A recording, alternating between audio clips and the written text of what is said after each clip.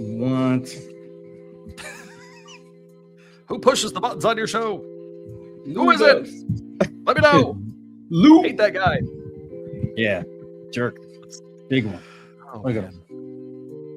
Well, I'm wearing shoes. I imagine the guy across from me is not. His name is Barry Spears, and this is SoCal Saturdays of the Horse Racing Happy Hour Podcast Network. Thanks for hanging out with us. We're here each and every Friday previewing the Saturday card, no matter where they are running in Southern California, whether it be most weeks in Santa Anita, Del Mar, and of course at Los Alamitos as well.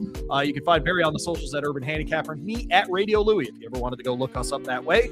I am not a guy that puts my own name on the screen, Barry, so that's a bad job at self-promotion. I should be telling people a little bit more about how to find us for sure. By the way, we're going to get back to posting all of our picks on the weekends, horseracinghhappyhour.com. If you want to go check those out. We wanted to make sure we got back into that for Pacific Classic weekend. 4 graded stakes on the card: the Green Flash, the Del Mar Oaks, the Pacific Classic, and the Del Mar Mile are all this weekend. A trio of grade 2s, and of course that grade $1 million Pacific Classic is the meat in the late pick 3 sandwich. John Lindo was on the podcast yesterday. If you want his thoughts from there in Carlsbad. John Lindo's always just in a better mood than we are, Barry, and I figured out why. I figured it out. So You've been there. You have met Mrs. Lindo. Yes, I have. So that's number one. If you got a good partner, you're just going to be a good mood, right? It's just part of it. You and I both like our wives a lot. It's the thing. All right. So number 2, my man, yesterday we played birdie or bogey as our buy or sell for the Pacific Classic. Okay. So if the horse could win, it was a birdie and it was a bogey, and it was in honor of everyone telling me it's just a pitching wedge to the ocean from Del Mar, right? Okay, so they tell you how close it is. And by the way, in white guy conversations, that's what comes up, Barry. Just so you know. They're like, hey, Louie, that's good to know. I assume Louie golfs. And so, hey, Louie, it's a pitching wedge to the ocean. Blah. I have 4 kids. If you think my ass is out on a golf course for 7 hours on a Saturday, you're out of your mind. So no chance at that. But I found out John Lindo would leave UC San Diego, where he went to college, to play golf in the afternoons at Torrey Pines. Torrey freaking Pines, because they had a discount rate. Of course, he's in a good mood all the time. He gets to go to Del Mar and he golfs all the time. I don't want to. I'd be happy too. Like, there'd be like sunshine and birds around me all the time. Like, like the cartoon ones too. Not even real ones. Cartoon ones. If you got used to the chapstick routine you would have to live in San Diego, Barry, I think that it would work out for you for sure, man. Yeah, we can't be up in Santa Anita with the wind blowing like that. That was crazy, bro. That was so dry, bro. That was insane. I needed to be replanted after that because I was so dry. It was terrible. But I love Santa Anita. It's a beautiful place. All of the tracks in Southern California are amongst our favorites. We will have a Louis Jeff Mullins play of the day. We will have a Barry's Boring play of the day. I was very disappointed to see this one.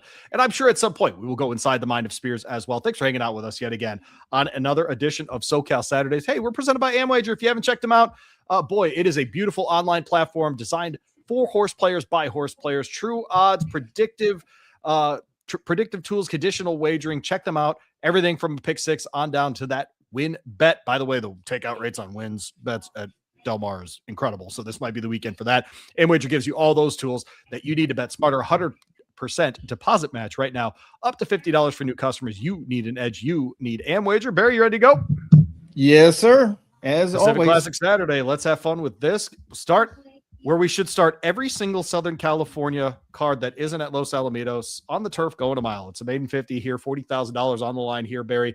Obviously a $50,000 purchase price. This is just for 3-year-olds. Nice group in here. And I think emblematic of the rest of the day, Barry, a tough race to handicap, and there are 11 horses in here. Where'd you land in race 1? Yeah, this is a really insanely tough race. I mean, honestly, on paper, everybody looks the same. And whoever did the morning line, I have to give a shout out to, because I don't know how you came up with this at all.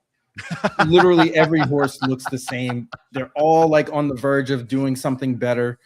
And I just expect not the favorite to win this, but I don't know who the favorite actually is going to be because it's so close. I ended up on the 4 Born to Rock with Umberto Rispoli. Kind of got a wide trip last time and finished strong off the layoff. He ran in May 30th and then back again on August 1st, ran a really good race, stretching out a little bit and getting Rispoli. I think that combination is going to hit again. McCarthy does pretty well with these types.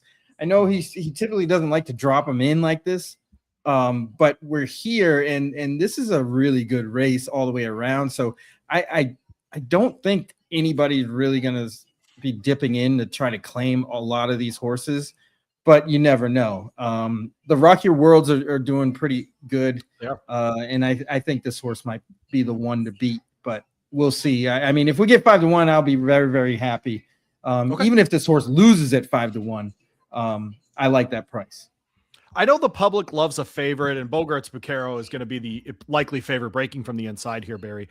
And so with a larger on-track attendance on Saturday, I don't know if race one's going to get affected by this, but boy, people see a favorite on the board and they just go bet it, Barry. I do wonder if there isn't a world in which we do end up with a lower favorite than 7-2, but in this field, I don't think anyone deserves favoritism of more than about 7-2. So 4, 8, and 3 for Barry, 3, 9, and 4 for me in here. I'm going to try Plettenberg Bay. Joel Rosario gets the mount for John Sadler, and this was one that debuted in January, going 6 furlongs on the turf and was kind of nowhere under Hector Berrios at Santa Anita. Comes back in that same race that Barry just referenced, in Born to Rock, finishing a really good second in that one. Plettenberg Bay finished right behind that horse, and frankly, they kind of finished together, Barry. And so I'm just riding with John Sadler here, second off the layoff, etc. Those kinds of numbers for him, taking the Joel Rosario angle as well. I don't disagree with your handicapping at all, but I'll just go 3, 9, and 4 in here. I know you have the 3 in the third spot. I've got your 4 in the first spot. So there you go. Kind of flip around on that. The difference for us is in the middle horse. And so the 8 horse here, Flamboyant. I'll leave the jokes where they are. Tiago Pereira rides for John Sadler. What do you like about Flamboyant? This horse is okay. I think if this pace heats up, this is the best closer. And it's certainly possible, because when you get these young horses stretching out and doing all kinds of things, they get competitive, and the pace could heat up front. And I just think Flamboyant might be the one to pick up a lot of these pieces. Ran pretty good most of the time. I mean, kind of got a little bit on track after they cut the distance, but last time they were sort of wide, didn't get off very fast. And I think that's what kind of hamsters this horse. It kind of, restricts him from being a little bit better because he doesn't get out early. Last time faced Kokok, who's pretty good, and I think this one might be able to show up in the picture somewhere. 4, 8, and 3 for Barry. I'll go 3, 9, and 4, the 9 horse in here. Mighty Toro, another one coming out of maiden special ranks and dropping into claimer classes here. Amardo Ayuso is going to pick up the mount from Emsile Jaramillo, who was aboard last time. Really like the work pattern for this one, Barry. And we talk about coming off the bench running. This is one that ran as a 2-year-old, last seen right before Halloween in October at Del Mar. Came back in July, and I thought looked really good coming out of the gate, was good most of the race. And guess what? Ran out of gas, which we might expect in this spot. Drops in for the tag here, I think makes a lot of sense. But boy, this is a son of Raging Bull, 3-year-old gelding. And so very unlikely, I think, because of the gelding factor, to get claimed for 50 here. So I think a really safe spot. And I think Mighty Toro, if he can improve on his fitness from first time out off the layoff, should be a good one in here. We'll go to the early pick 4 here in race 2. Onto the dirt for this one, a 12-5 claimer for non-2 lifers, fillies and mares that are 3 and up in here. Barry, $28,000 on the line. And in even number races, I tend to go first. I'll go to the 6 here, where you will find My Girl Mia. She's in the dropping out of the 32 maiden optional kind of ranks, and she was in the lead for most of that race before being overtaken. This is a Doug O'Neill special for me, Barry. I'll go ahead and take him and Jaramillo. We saw what they did at Santa Anita, and boy, are they back at it at Del Mar. 21% together so far. And look, if you look at Jaramillo's numbers, he's only winning, frankly, at Del Mar at about a 12% number. You look at him with O'Neill winning over 20% of his races. It seems like they do get together on some good horses. A 3-year-old daughter of Unified. So that's Candy Ride. First dude on the dam side, should be able to handle this with no problem at all. Was last seen before that in January at the 32 level at Santa Anita as well. So I just think this class relief makes a lot of sense for the maiden to break her maiden in this spot. I went to the 9 next, which was Shady Stripes, the 2-1 favorite. Almost certainly going to be the favorite here, Barry. And I know that one is on top for you. So I'm going to let you talk about the number 9 here and Barry's boring play of the day. Yes, very, very boring. Shady Stripes just looks better than these on paper. Looks to be quicker than My Girl Mia. And I think that's going to make all the difference. Just getting to the lead here. There's not really much speed Ronaway has a little bit of speed, but really, if they just can get in front of Migro Mia, I think the race is theirs to win or lose, and I think that's going to happen, especially drawing from the outside. Makes a lot of sense here. Church Lady the 2 is interesting to me because they seem to be a pretty good closer. I know they've been running on the turf, but I think the switch makes some sense, especially on the drop. And I think that keeps this horse relevant in this field. The trainer's at 21% for the year, albeit not many starts, only 19, but 4 wins. I think they place their horses properly. This is a dropping class, so I think this horse could be coming late. 9, 2, and 4 for Barry. I'll go 6 and his 9 there. And then 13 on the outside. Speaking of breaking from the outside, I like this one a little bit, Barry. I wanted to talk about it. 30-1 here. Abel Escano riding for Isidro Tamayo, whose name we haven't called at Del Mar because he hasn't won at Del Mar this meet. He's 0 for 15, but I think this is one you got to throw in your exactas or trifecta plays if you want to get paid on this race, Barry, because this is one that if we draw a line through the last effort, broke its maiden at this level, and before that ran a good second at this level and was first for most of that race. So this isn't a horse that's afraid to be on the lead. We saw that twice already this year in May and June at Santa Anita Park. Moved down to Del Mar, just was nowhere to be found. We're going to get a month off here, a little bit of time. I think the works look like a horse training at Santa Anita that's going to be ready for the race on Saturday.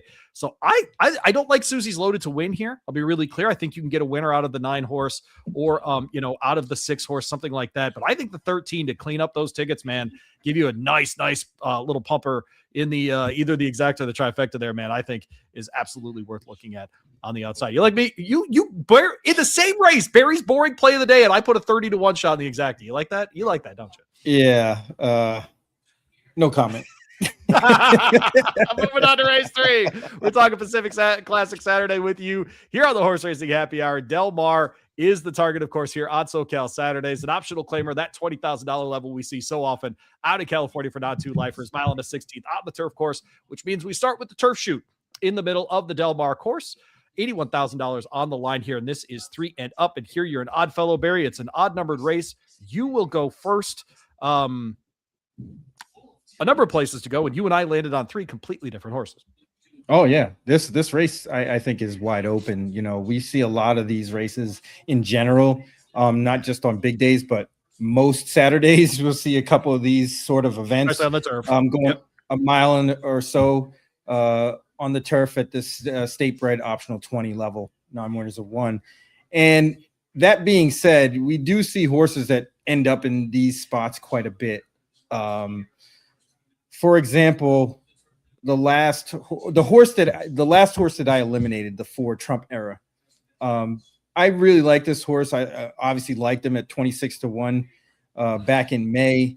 Liked him last time, but I don't know. I think this second place finishing is starting to be a trend, and people are starting to figure out that this horse is really one-dimensional, and I think they're going to try him and go heads up and try to get in front of that horse so they don't have an easy trip. Although that horse does like to fight, I still think that the speed in here is going to be a little bit too much. And I landed on the 5, Stylishly Acclaimed. This horse really hasn't run a bad race. I mean, you can take that August 31st, 2024 race where they got shuffled, but they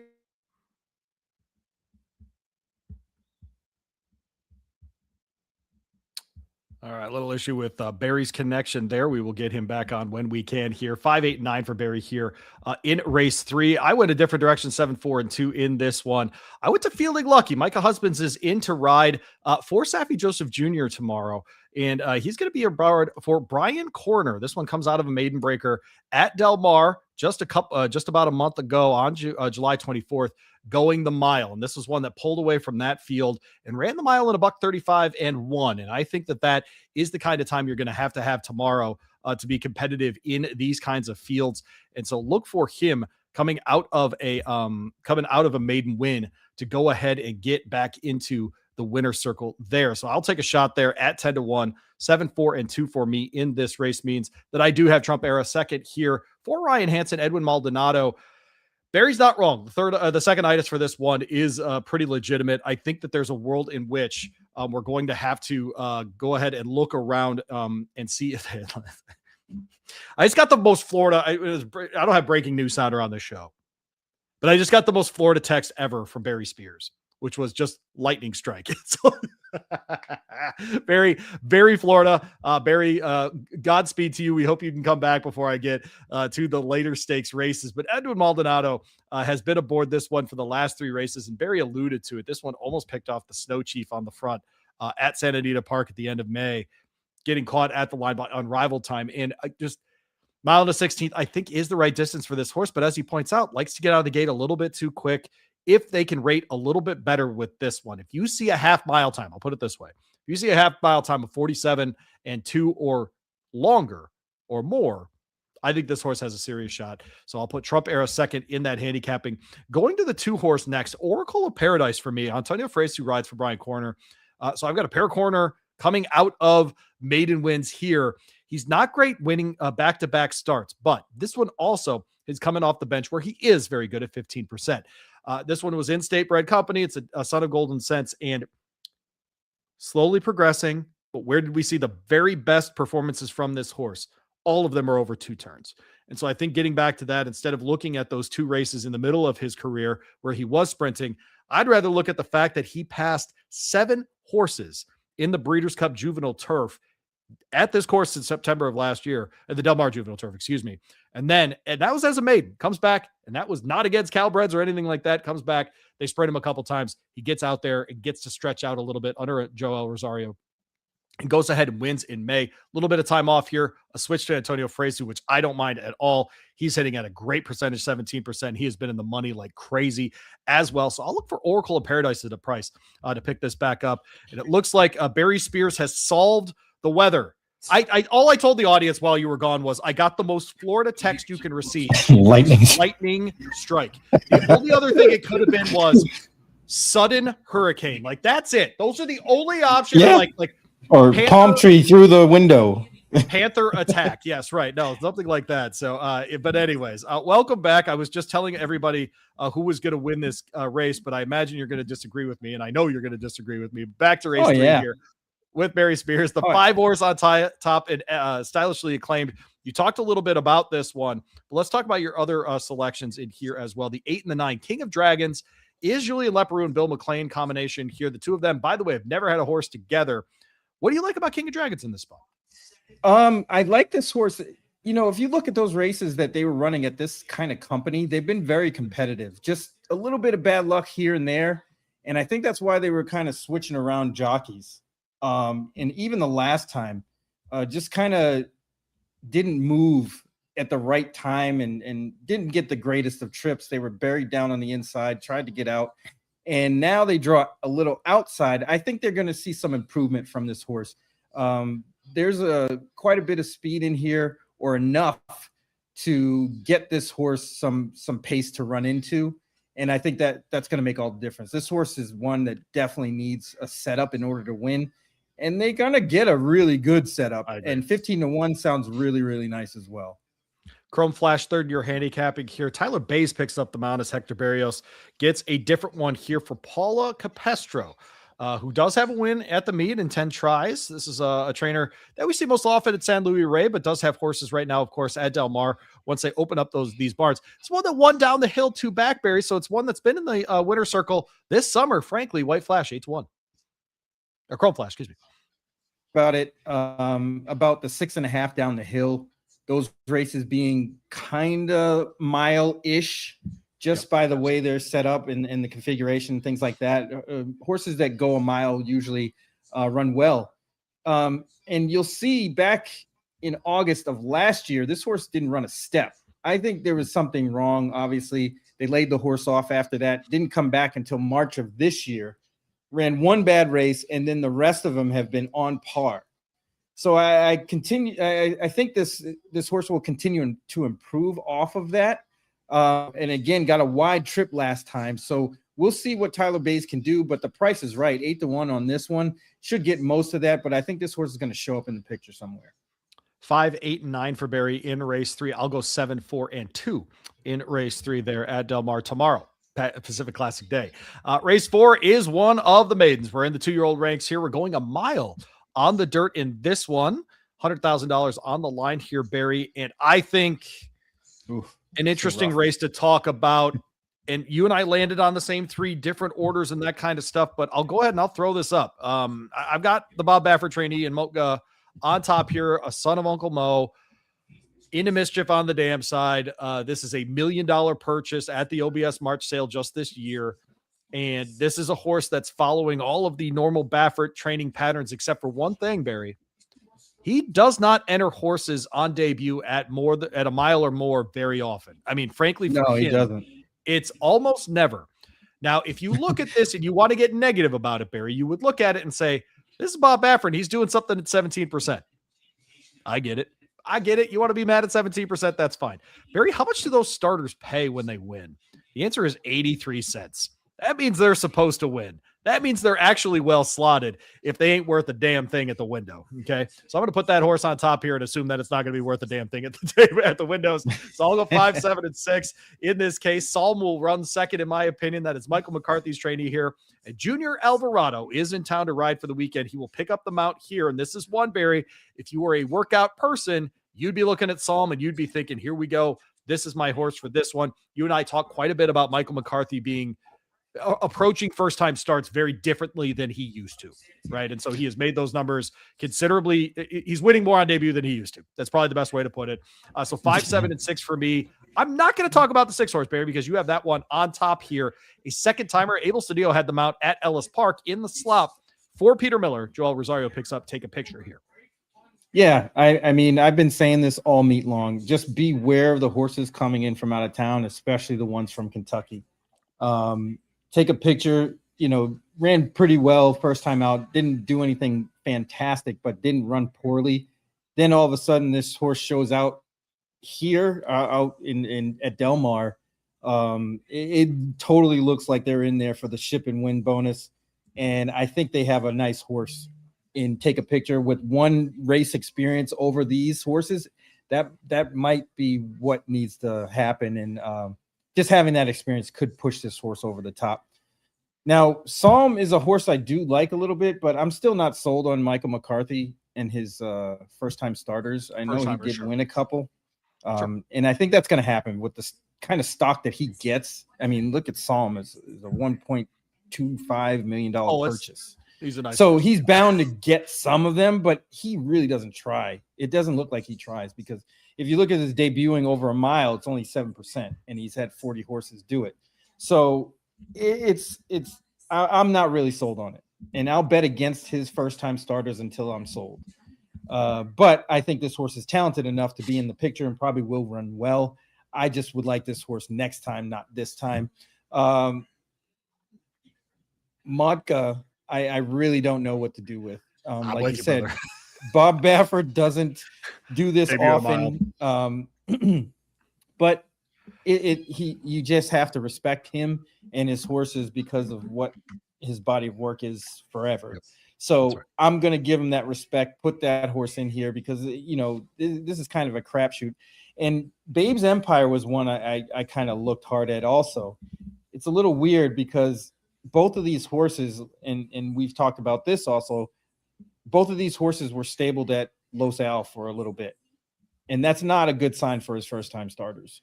So I'm tending to think they're not as good, but we'll see. 6, 5, and 7 for Barry, 5, 7, and 6 for me here in race 4 tomorrow at Del Mar as part of Pacific Classic Day. I did want to mention the owners of Psalm, by the way, are the same ownership group as Journalism. So obviously they think that this is their opportunity to have a version of Journalism 2.0, and I'm sure they're hopeful that Michael McCarthy will guide that one that way. Are you at all surprised to see a son of Golden Pal and take a picture stretching out to a mile? No. I mean, that horse was really, really brilliant and very, very fast. So if you get the right cross and, with the dam, and the dam has a little bit of stamina, I don't think a mile's out of reach. Go to race 5. Obviously, we're going to close the early pick 5 here. Rolling pick 3s throughout the card includes the Green Flash Handicap. That will be here at the grade 2, $200,000 on the line in the Everquick 5 furlong turf sprints there at Del Mar. Barry, you and I went different directions with this one. I had a ton of trouble in here. Our friend, mutual friend, John Lindo, thinks that Manor Rose, the Calbred, wins this race. Where did you land? Yeah, I mean, I don't blame him for that. This horse has been consistent as anybody, but I just don't think that this distance is ideal for Manor Rose. I think he likes it a little bit longer, and he's going to be right there. You know, I mean, obviously he's going to show up and be in the thick of everything.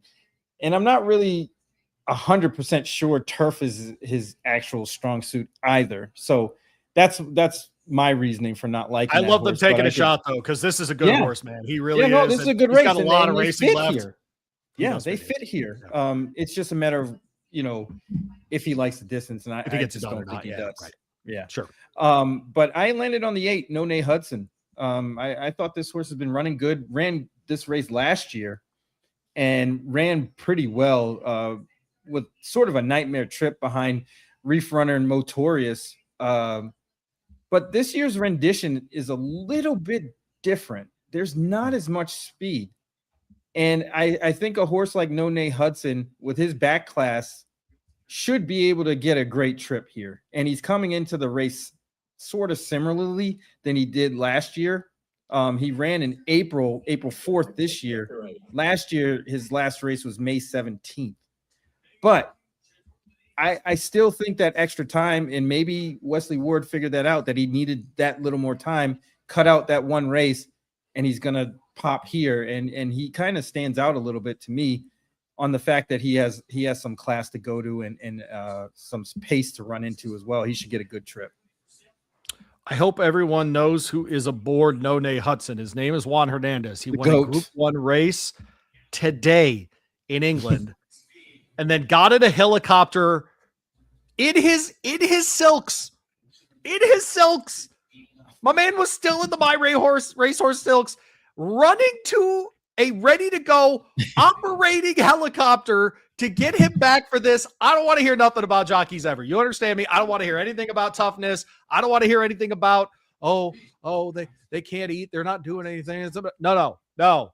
Juan Hernandez, go jogging in England to be on time for racing in California tomorrow. Y'all get better. Get better. You can get better than Juan Hernandez. Get out of here. 8, 9, and 6 for Barry. I mean, if he really wanted to, right? Depending on the flight, he could ride today. Get your maybe at the last race. Barry needs you tomorrow. Barry needs you tomorrow. 10, 6, and 3 for me. I'm taking a swing, man. I'm going with Saratoga's special here, coming out of the Daisy Cutter. Excuse me. Second off the layoff here for Richard Baltus. This is one that we saw overseas for a long time. This horse just doesn't win, Barry, and I'm just hoping that this happens to be the day that it does. It's been working really well on the turf at Del Mar. I don't love anyone in this race, so I may as well take a horse that I think ran well last time that Joel Rosario had a nice ride on, gets to get back in here. And look at the weight allowance there. Because it's a filly, she gets to run at 114. So this is going to be the lightest weight she's ever run with by a lot. And I'm interested to see what she ends up doing coming out of that Daisy Cutter, which, by the way, was run at 56-1. I think she's probably going to have to run this race right at about that number to go ahead and win when we get there. So I'll go ahead. I'll take a swing with the horse on the outside with Saratoga Special. I went to the 6 next. That is Motorious, the 3-time defending champ of this race. A chance to go 4 for 4, Barry. Of course, an ugly DQ last year, if you remember that race. I think it was Reef Runner that got DQ'd out of that one. And so 10, 6, and 3 for me, which means the 3 horse here is Manor Rose. And I do think that horse fits. And I would be surprised if he misses the board, Barry. That's what I'll say. I'd be surprised if he misses the board. He's just a very competitive horse, shows up every single time. And so I'll go 10, 6, and 3. The 9 horse in here, Barry, though, is Sorrento Sky. And this is one I looked at for a very, very long time. My concern with this horse, I can't find a performance without Lasix that I can hold up for this one. Yeah, that's the concern, really. Other than that, this horse has been very, very consistent. He just hasn't gotten over the hump. Sometimes it's a trip here or there, but I like the company this horse has been keeping. I mean, didn't run poorly against Reef Runner last year. Yellow Card, almost beat Yellow Card, and really the last 2 didn't get ideal trips, and they came running last time. So I think this horse will spring out of that one and seems to like Del Mar a little bit. I think they can be in the picture. 8, 9, and 6 for Barry. I'll go 10, 6, and 3. In race 5, it is the grade 2 green flash, not the green 2 grade flash, which is what I was going to say. Same thing, right? Green Lantern. Professionalism, Barry. Just professionalism. There you go. Hey, is Barry. I'm Louie. This is Horse Racing Happy Hour. SoCal Saturdays. We hang out with you every Friday, ahead of Saturday racing here at 2:00 Eastern Time, 11:00 Pacific. Talking Del Mar. We're talking Pacific Classic Day for sure. Another maiden and a really fun one here on the Philly side of things. 2-year-olds in here, $100,000 on the line. And Barry, it's time to get boring. No, this is not the time for that. I'm just kidding. Confetti Rain will break from the 7, and I really like her for Doug O'Neill and MSI Jaramillo. This is one that gets better when she breaks from the gate, Barry.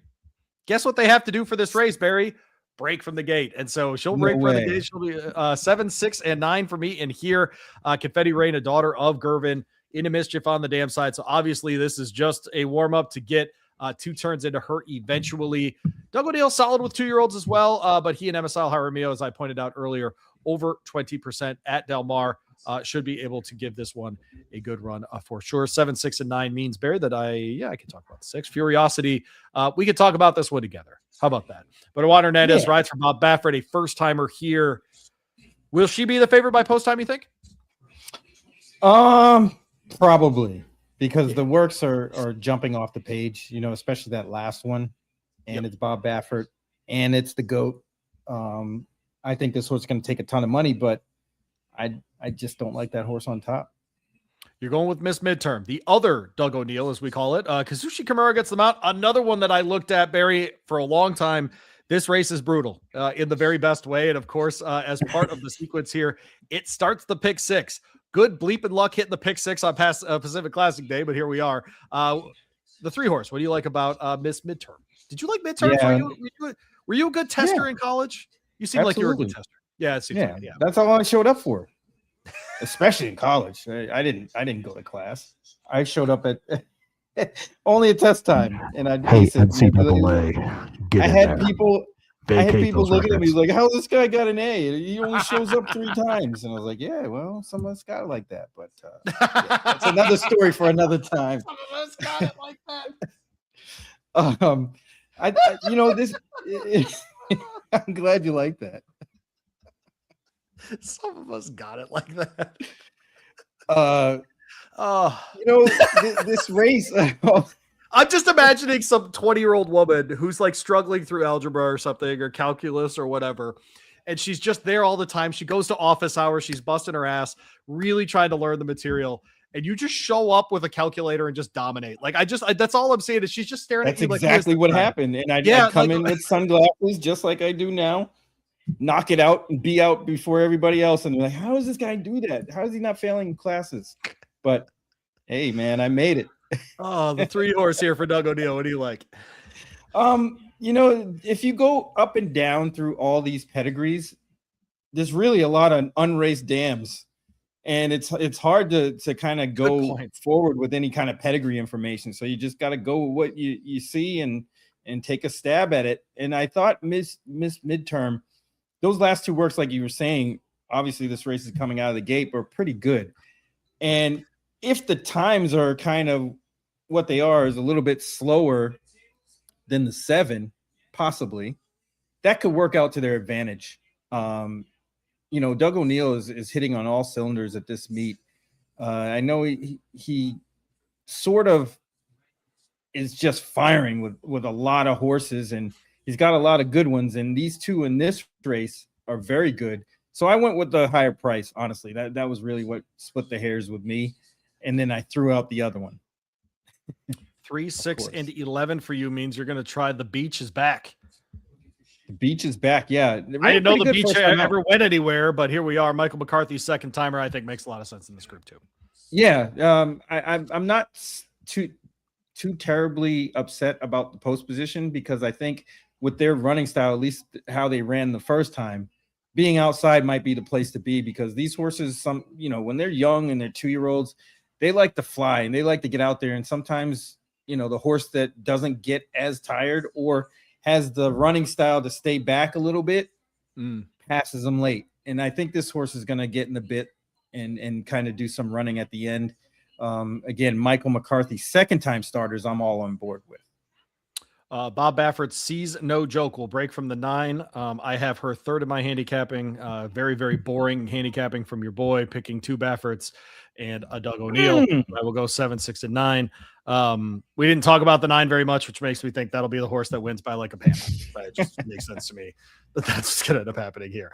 Moving on to the late pick 5, which starts in race 7. We go back to the turf for this one, and we're going a mile. Thank goodness. $82,000 on the line in a $100,000 optional claimer. Barry, have you ever been dropped in for 100K? Not yet. Not yet okay. is the key word. Would your wife drop you in there. for 100K? That's like these are Not questions yet. I I'm don't still want to in know stakes the answer. company. Okay, don't tell me the Still answer. in stakes company. That's because I look younger than I am. That's why.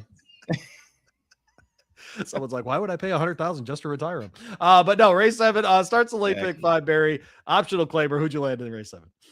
I landed on the 9, Tempest Volat at 20-1. It's a horse we talked about a lot on this show, man. Last year, was running A really, really good going into Breeders' Cup. Just got a bad trip going way longer. And I think that's the key here. Over a mile, this horse does not perform well. If you look at the last 3 times they ran at a mile and an eighth, November 29th, May 1st, 2026, and July 17th. Just terrible trips, just didn't get into it. Nothing. It's just, I don't know what it is about that distance that this horse doesn't like. Now, June 7th, you see they ran a mile at the similar company, but you'll see the comment in the form. It says up close 3 deep, and that's no way to win races at Santa Anita going a mile. And that was a pretty good heat. You got Detain in there, who's running later in the last race, I believe, in the Del Mar Mile. Charlie's to Blame, Ironman Cal. Those are really nice horses. And this horse was wide, got a wide trip. So I'm putting a line through that one as well. If they can reverse form and get back to what they were doing last year, I think they stand a really good shot here because it looks like they may have improved while getting those bad trips. If they can get a nice trip and Diego's back, I think he can put this horse in the winner's circle. 9, 8, and 10 for Barry. I'll let you talk about the 8 as well here. I'll have you talk about the 8 here as well. Not in for the 100K is Lonesome Stew, another horse that we've talked about quite a bit. An allowance winner down the hill back in April. They do apparently run races down the hill, Barry. We've never seen it, but comes back off the layoff last out. Looked very good. Came back running last time. I imagine that's part of the reason you like him here. Yeah, I mean, 5 furlongs is probably not their distance, although they've won there before, but in a much lesser company. The stretch out makes sense. And I don't know. I think, it's hard to make the pace in here because Charlie's to Blame, although they won on the lead a few times, I really don't think they want to be on the lead. And there's a situation where a horse like the 8, Lonesome Stew, could get away from him and get lone speed. I know Mooring has some speed, but this horse could outquick him. And even if they sit second, I still think that's a good trip for Lonesome Stew. And they should, those odds, the 6-1 probably won't be there. It's going to be a little higher than that, I believe. And I think Tempest Volat's going to come down. 21 seems way absurdly high for a horse like that, even though they haven't been running all that great, at least on paper. We'll see how the board shakes out, but I think Lonesome Stew will probably be about 8, 9-1, and that's all right in a race like this. So it's interesting. You're choosing 2 horses here, and I always think of the 3 types of runners we get in these mile turf races in California. You get true milers. There are very few of those, but you do find them.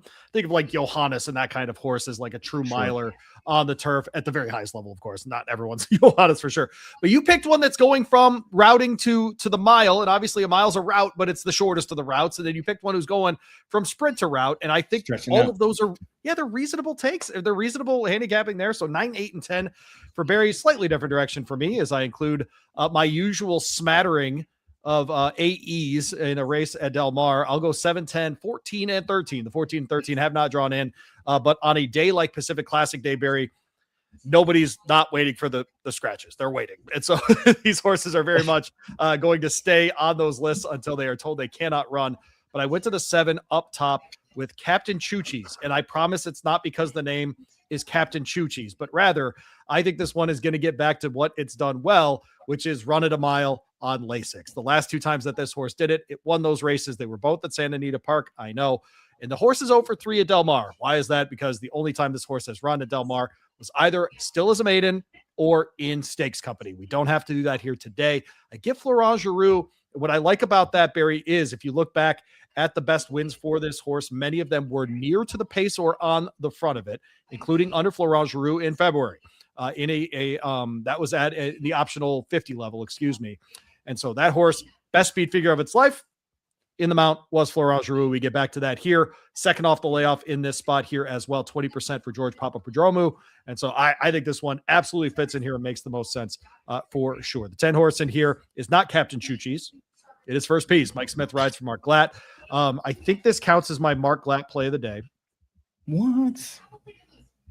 We'll see if I have a Jeff Mullins play of the day later on. But this one I think makes a lot of sense too. Just missed in the wicker last time. I'm sure many of you remember that was a blanket finish. King of Gosford got the best of that group in the restricted stakes. But this is one that was also really good in the Daytona. We saw this one win the Eddie D down the hill in 2024. Hasn't raced a ton since then, but I think the form in 2026 has been very good. And so nice to see this one back. And frankly, a lot of kudos to Mark Glatt for getting this one back into good form as a 6-year-old. So I'll go 7 and 10, and I do not mess around and miss out on those AEs if they do draw in. Packs a wallop, breaks from the 14. I know that means that horse is going to have to do a lot of work, but this is one that can stalk and win. Gets Joel Rosario.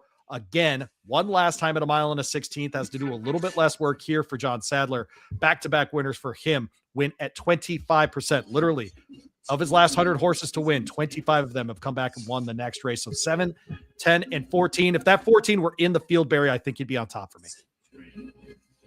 Yeah. I mean, I'm still spending that Paxa Wallop money. So okay. I understand the sentiment because this horse has been running really, really well. And Ward C looks like a horse that's kind of rounding into form. And I agree. The post position isn't ideal, but it seems like this horse runs better on the outside. So we'll see. On the outside for sure. So again, I will go 7, 10, and 14. Barry will go 9, 8, and 10 in race 7, the start of the late pick 5 there at Del Mar. When you get bounced in that race, you can try the pick 4. That starts in race 8. I kid, of course, because all our picks are guaranteed to win. Call us at our 1-900 number, 1-900 Barry wins. Yeah. I didn't know if you got that. That's what I need to do. That's what I need to do. Were those, when you were growing up in Mass, were you getting those ads on local radio? Every once in a while, but Uncle Louie. Mostly we got winners every week. It was in print. And in like in the back of some of the programs from Rockingham Park or Suffolk Downs, they would have those things in there, and I was like, fantastic. I always wondered what it was, and I never ventured and called it because it was always a paid thing. Like it was like, oh yeah, $50 a minute or whatever. Yeah, like oh, so I never had. I can say as a man, I have never paid for a phone call by the minute. I can say that as a man. I have never done that, but it was only for results, race results. There was a hotline. Mm-hmm. It was a paid service for a little while. That's how old Barry is, people. That's how old Barry is. Listen, it was a rotary kind of thing. Yeah, it was. So, man. You're damn right. Yeah, the Mickey Mouse phone, actually. So yeah. Late pick 4, optional claimer here. Going a mile on the dirt at Del Mar tomorrow. I'm Louis Robo. He's Barry Spears. This is the Horse Racing Happy Hour. We're doing SoCal Saturdays. We do it every single Friday in anticipation of Saturday. We're presented by Amwager at amwager.com. Mile on the dirt here, $81,000 on the line. 3 and up in here, non-2 lifers essentially, Barry. Even number races, I generally go first, and so I shouldn't click on your name. I should click on mine. 2, 8, and 4 for me in here. I'm going to try Honky Tonk Highway in the Mick Ruiz barn for the first time, and he is very, very good off of these kinds of layoffs. I think we mixed up the numbers here. Hang on. Yep, I mixed up the numbers. So I put my name on yours, and I put your name on mine. Yeah, because you're a chalk guy, so you should have known. Barry, go ahead and tell us why Mick Ruiz wins this race. Yeah, because Honky Tonk Highway has some muddied up form.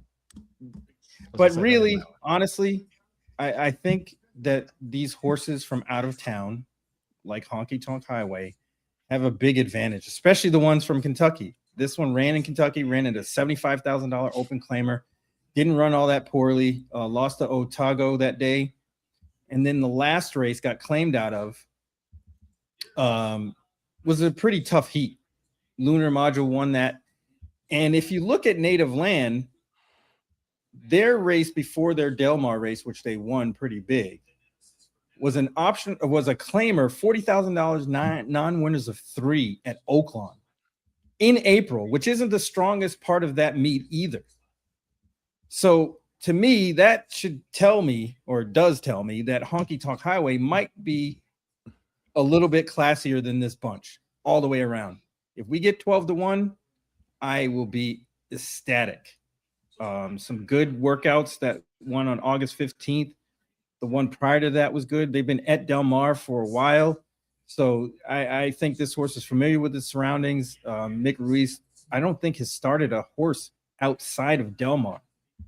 So I think they're concentrating on this meet, and he doesn't have a whole ton of horses. I think this one's going to fire a big shot. I love that Barry does a handicapping show with me that I rely on for my my income. And he says things like you're a chalk eater when my top pick in this race is a 5-1 horse. I love that about you. Pure madness. Chalk to Barry is 5-1. Brian Corner conditions this one second the last 2 times out, and they've been on very different surfaces and at very different distances. The most recent one was a mile on the dirt. This horse has hit 90 buyers on both trips around. 1 mile dirt courses just didn't get there behind Native Land last time, who is again in this field. But I will go ahead and take that 5-1 number here. I do think the horse has a very good shot. 3rd time in the sequence here. 5, 8, 9 for me. We both have Clouseau in here, Barry, coming out of a sprint at Santa Anita, excuse me. But before that was an absolute miler, 4 for 15. I imagine you and I are both going on a lot of experience here with Clouseau. Yeah. Yeah. You know, once you get kind of around Magnify, it opens this race up, I think. Right. Right. And I'm really gonna bank on people kind of betting Native Land off of that last race. And I really don't think that horse is as good as that last race. I think they got a perfect trip and took advantage of it. And a little bit over bet in this spot, I think. But after that, it kind of opens up. And if this pace so happens to heat up, Clouseau can actually come off the pace as well as be up close. So I think the versatility is what makes this horse interesting. 2, 8, and 4 for Barry. I'll go 5, 8, and 9, which means I have Santa Reina, a horse that we've talked about quite a bit, who will be stretching out here. Has tried the mile 1 time, ran a decent second at Santa Anita back in March. They got this one back to sprinting, Barry, but its win in a maiden was at 6.5. And I just like, for this son of Omaha Beach, maybe if they can get this one to settle down a little bit at the beginning of the race, will do much better, because even in that 1 mile race, the first fractions were 22 and change and 45 and change. If we can get anything in the 23 and 46 range, I think Santa Reina breaking from the outside is going to have to take a wait and see kind of approach with this race, sit off the leaders, maybe sit 3rd, breaking from the outside. There's going to have to make a move there at Del Mar. And so I think early move, settle into a trip on the backside, and then do your best running late. Has an opportunity here for Mark Glatt, the aforementioned Mark Glatt. So I will go 5, 8, and 9 in here to start the late pick 4. The sequence, Barry. Here's my dilemma, and I need your advice on this. Late pick 3 starts right here, and I love a good $3 pick 3. I just love a pick 3 in general, and these 3 races are a hard middle finger to handicapper. They're fantastic. Okay. Tomorrow is my wedding anniversary. Do I ask my wife if I can sneak out to go to the OTB to go watch these with the dudes? Like, do I do that, or do I have to do the marriage thing tomorrow? Like, it's 23 years. Yeah. Does anyone care? Like, are we that point still? We got 4 young kids. Like it just, we don't have dinner plans or anything. Like, I'm not bothering with that. I showed her what I thought about buying her for our anniversary, and she's like, yeah, I don't like that. So I didn't buy it. So I made the right decision. Like, I don't know, Barry, like it just, can I go watch Pacific Classic somewhere? It's for work. I would say you just got to dominate the TV at home. Yeah, I think that's probably right. Yeah, that's right. What? Why is the laptop out at dinner? But you're also talking to a guy that doesn't wear shoes. So, but even you're telling me not to go. That's a sign that I definitely can't go. That's what I'm getting at. Cultural ambassador Barry Spears. We move on to the second grade 2 of the day. It's the Del Mar Oaks. It's a grade 1. Excuse me, the second grade 2. Grade 1, Del Mar Oaks here. Mile and an eighth on the turf. 3-year-old fillies in here. And we get the return. And you talk about shippers. Kensington Lane, the ultimate shipper, coming over from Ireland, wins that Belmont Oaks at the grade 1 level under Joelle Rosario in a very unusual way for an Irish horse, in that she was willing to get the lead and keep it, Barry. That is how you win many, many races on the turf in California. You are not going to use her here. You are going to use a different shipper from overseas. You are going to try Green Carrera in here for Joseph O'Brien. I think she makes a lot of sense as well. Yeah, I got to be honest. You don't really see mile races with 30 horses in them, and then you see a horse come from dead last, win by 2. Yep. And that's what this horse did at Ascot. I think that's ultra tough. Should get the trip, should be wherever they want to be, and running like a freight train at the end. And I'm not trying to bet against that under any circumstances. Not first time in America. So hopefully the price won't be too low. If we get 7-2, I'll be happy. But I wouldn't be surprised this horse is like 2-1 ish. Do you like Rispoli getting them out here? He's not my favorite jockey by any means, but he gets the job done. I mean, he wins races. So I can't complain there either. And especially better on closers anyway. So I think they might fit together.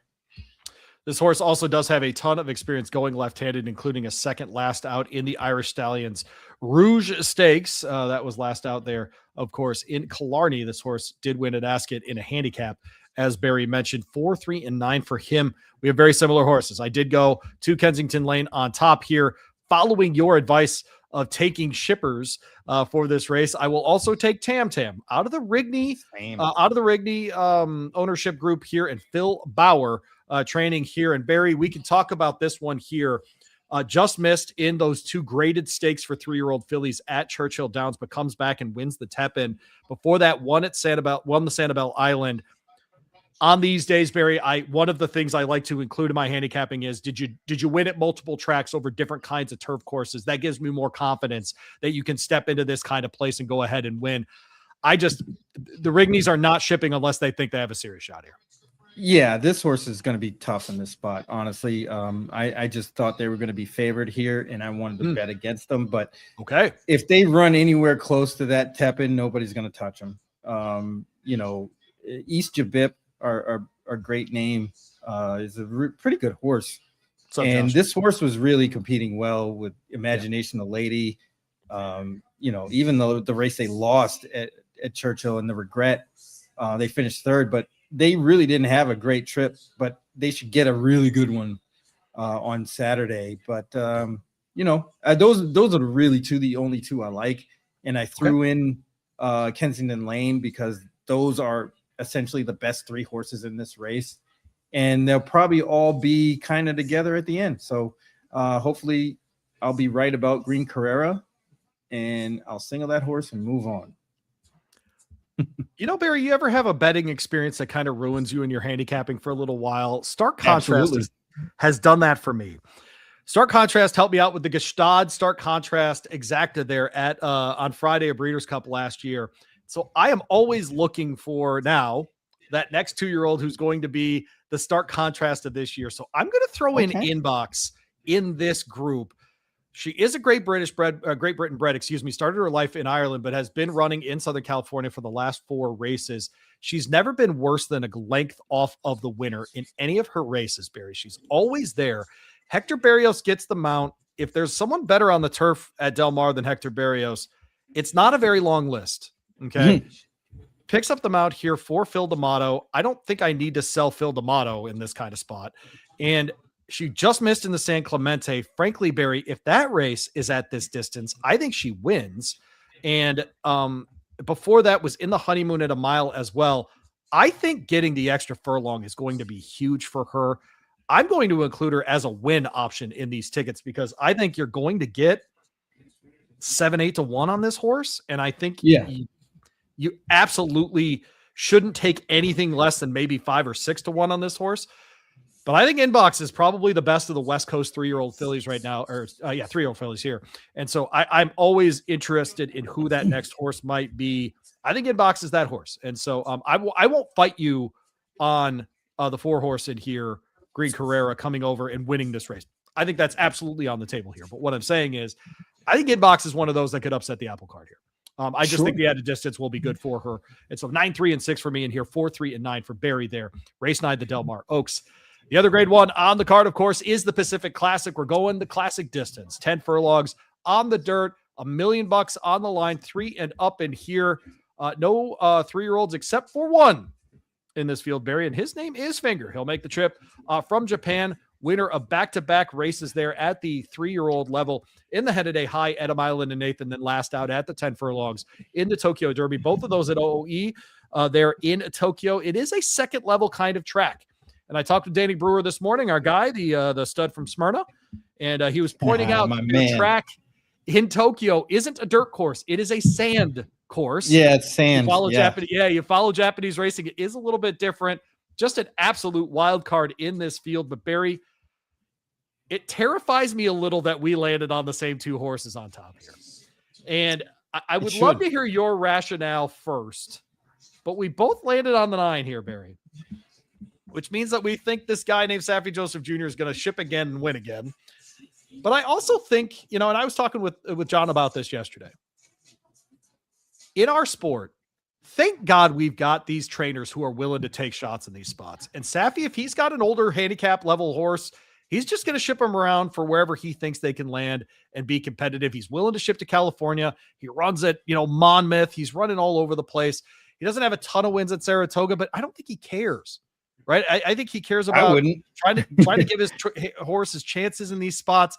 It reminds me a bit of Mark Cassidy trying the girls against the boys, like he's, and Kenny McPeak and that kind of stuff. Like, I love this kind of stuff.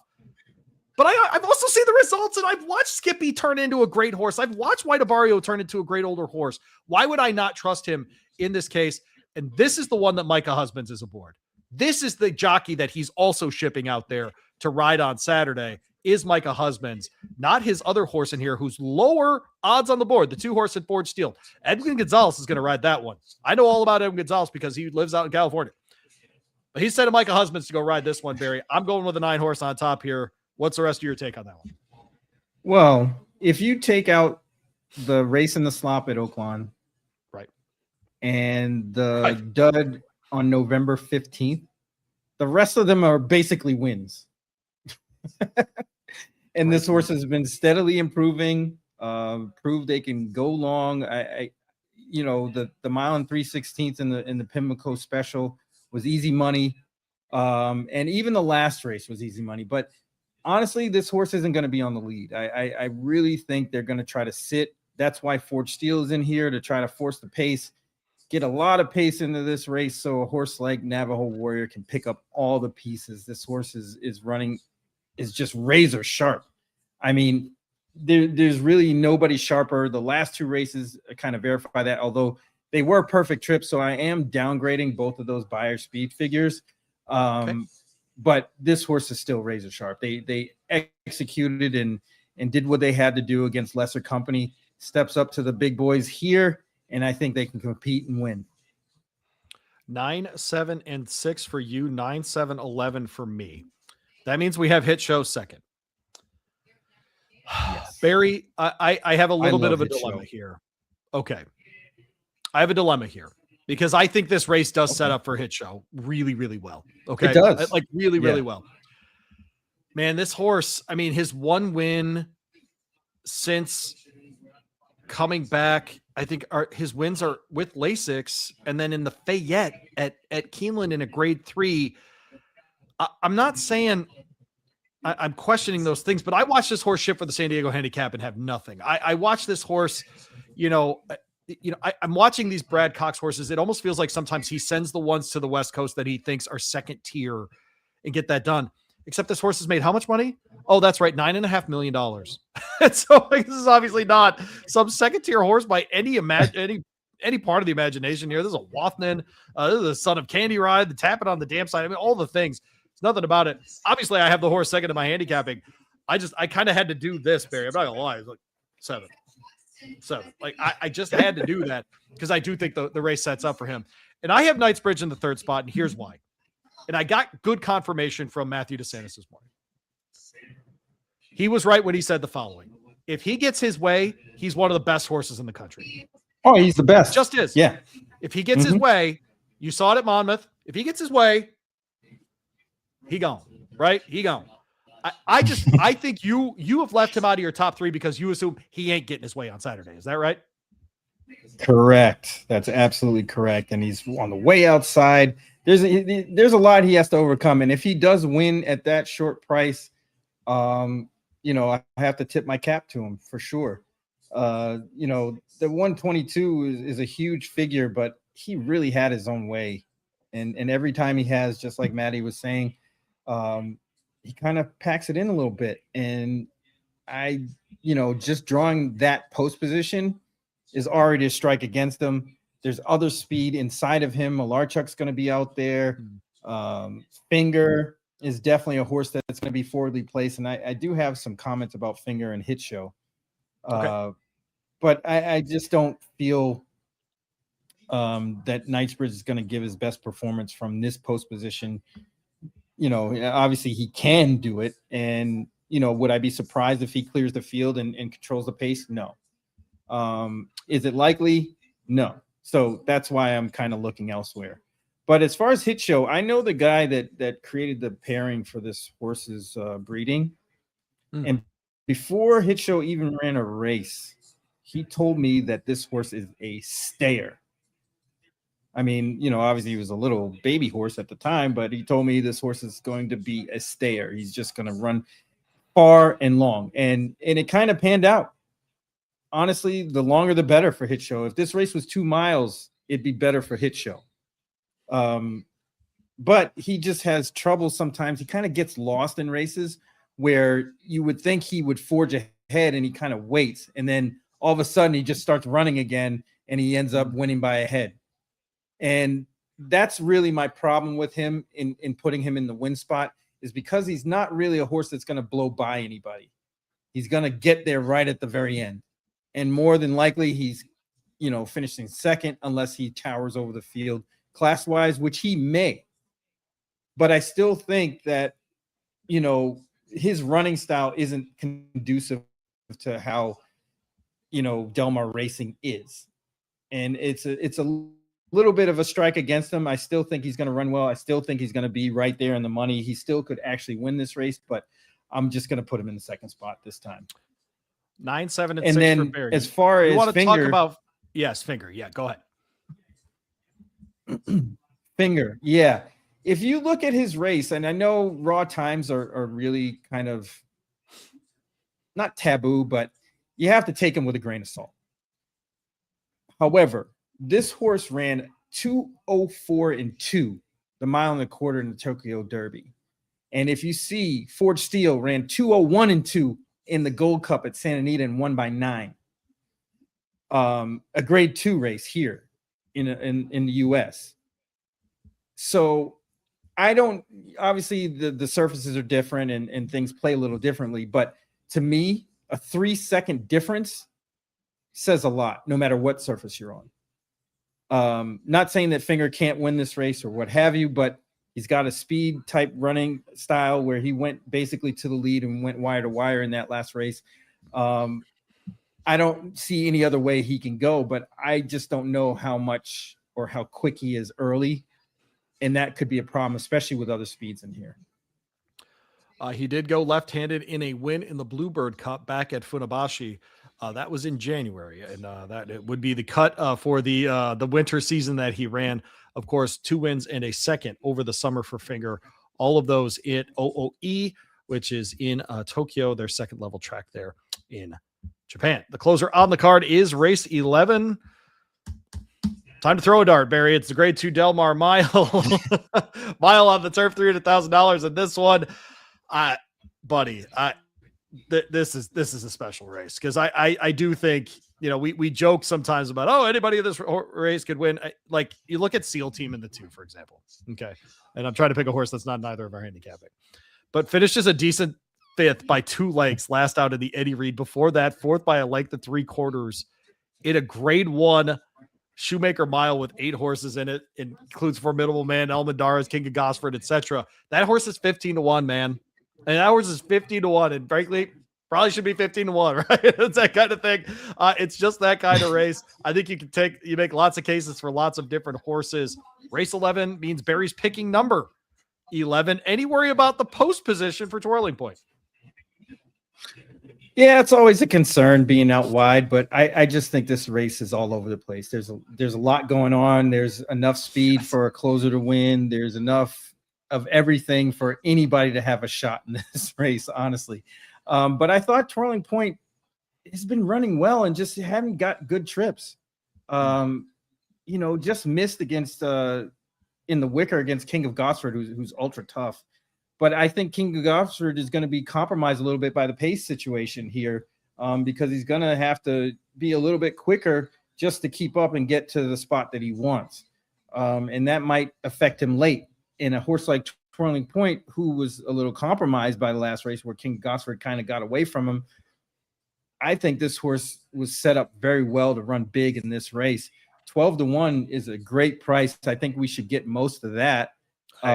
Yeah, we're going to fire and throw one downfield here. 11, 5, and 4 for Barry. Closer on the card at Del Mar on Saturday as part of Pacific Classic Day. We're talking about the Del Mar Mile. I went to the 9 horse here, Barry. That will be King of Gosford. The winner last time in the Wicker. Before that, a very good 3rd in the Shoemaker. What I really am interested in here is, do we try to do what's worked before, which worked in the Wicker and it worked previously in the Mathis Mile, which is a grade 2 event that was on Malibu Day a couple of years ago at Santa Anita Park. This is a 5-year-old horse now.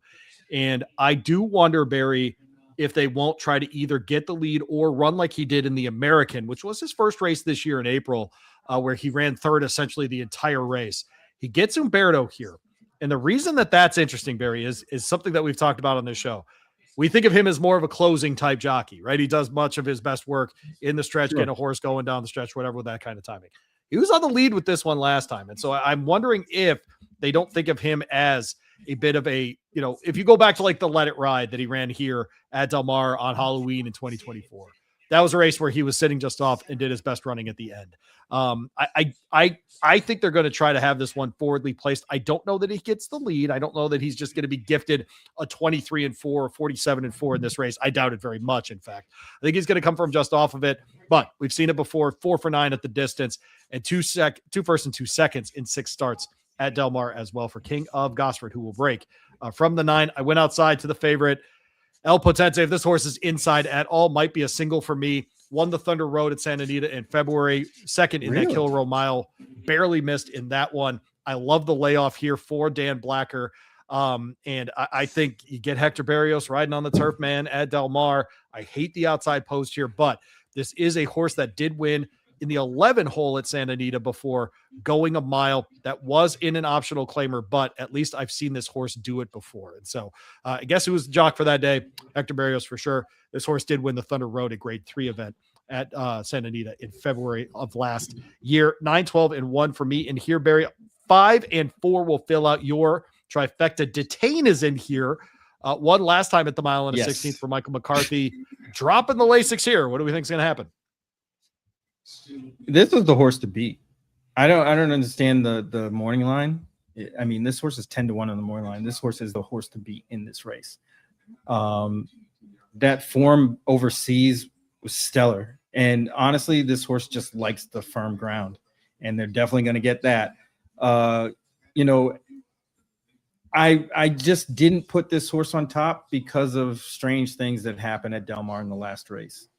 But honestly, the 5 horse is the horse to beat in this race. And those odds are definitely going to come down. It was really hard to knock this horse, to be honest with you. But I just picked against him. But 11, any tickets 11, that 5 I have as far as multis, the 5 I'm going to use the 5. Yeah, as well. Yeah, Son of Wooden Bassett, Intikab on the dam side. I mean, absolutely Boy, you threw one in that just missed the cut for me. I put Cabo Spirit third here just because I do think that's one that, because they're on the rail, they're just going to have to go, Barry. And there's a world in which Cabo Spirit just runs away with this race. The 4 horse in here, though, Freedom's Not Free, I think is another one of those horses that if you wanted to make a case for, I absolutely would not argue against you in that case. Really good in the Wicker last time, winner of the Daytona before, just missed in the Del Mar Derby. And frankly, if that Del Mar Derby's at a mile, he wins that race, right? I mean, just does. Yeah. I imagine much of that goes into your handicapping, right? Yeah, absolutely. I think he ran a bang-up race. I think that's just too far of a distance for him. And I also believe that this horse is probably better with a target rather than running on the lead. And they should get a hell of a trip on Saturday behind Cabo Spirit.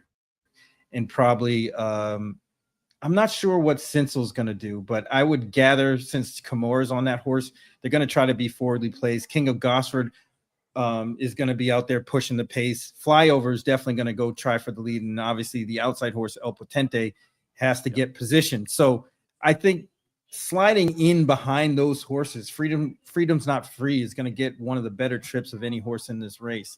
And if Jaramillo can capitalize, which he sure can, 12-1 seems like very likely of a price, and this horse could get it done. It's just all of trip and a little bit of luck.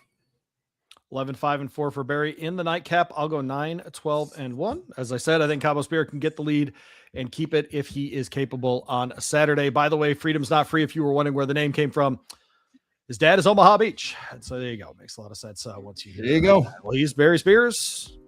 I'm Louis Rabeau. Yet another edition of SoCal Saturdays in the bank. And if you're looking to bank, check out our friends at Amwager and Amwager.com. They've got a deposit match right now, 100% up to $50. You put in 50, they put in 50, a fun way to get your Pacific Classic Day underway. Barry, thank you very much. Have a great weekend, buddy. You the man. Thank you. Let's hit it.